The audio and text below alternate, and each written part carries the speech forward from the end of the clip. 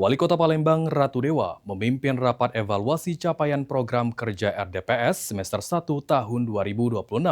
Dalam rapat tersebut, seluruh organisasi perangkat daerah diminta mempercepat realisasi program agar manfaat pembangunan dapat dirasakan langsung oleh masyarakat hingga tingkat kelurahan.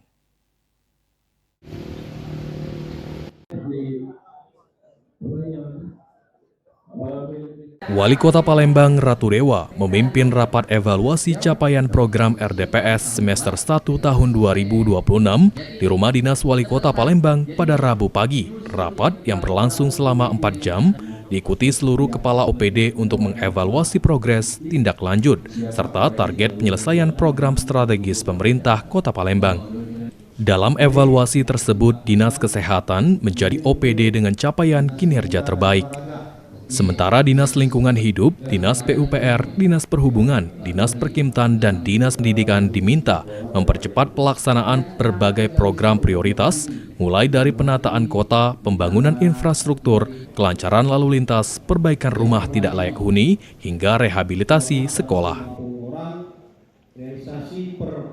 Ratu Dewa juga menginstruksikan sekretaris daerah, para asisten dan seluruh kepala OPD untuk memperkuat pengawasan hingga ke tingkat kecamatan dan kelurahan agar setiap program benar-benar dirasakan manfaatnya oleh masyarakat.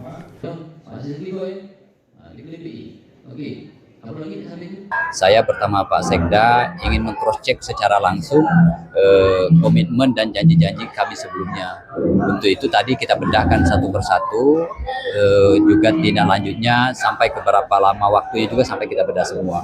Alhamdulillah tadi sudah direspon semua. Memang ada beberapa program yang belum banyak jalan kaitan dengan masalah program dan kegiatan yang sifatnya pengadaan dan lain sebagainya.